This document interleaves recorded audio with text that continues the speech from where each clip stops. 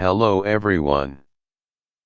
So, topic is on how to convert sample stored procedure into the DBT model by using the model and variable as a parameters. Prepare the data sample with parameters, so this is a model. You provided sample data with parameters, ft date, id, category, param, day of month. These parameters represent different data records with specific attributes.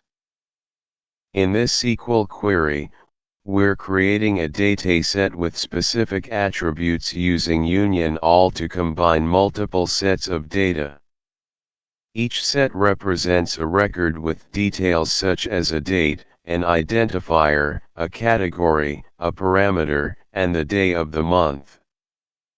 Then next, DBT project configuration. In your dbt_project.yml file, you define two variables, ft date and day of month. These variables hold default values that can be referenced across your DBT project. Convert stored procedure to DBT model. It selects specific columns and filters the data to meet the defined criteria before returning the result set.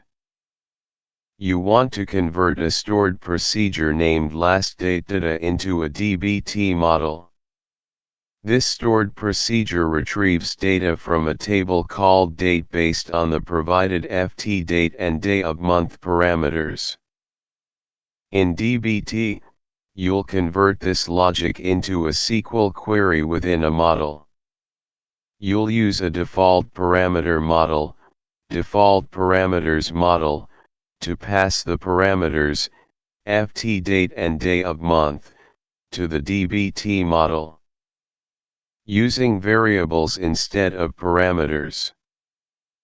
This SQL query selects the top 100 rows from a table named date in the dataware.dbo schema.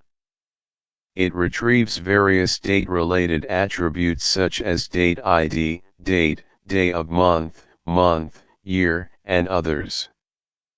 The query filters the data based on two parameters. The date column must be greater than or equal to the foot date parameter, which is a date variable. The day of month column must match the day of month parameter, which is an integer variable.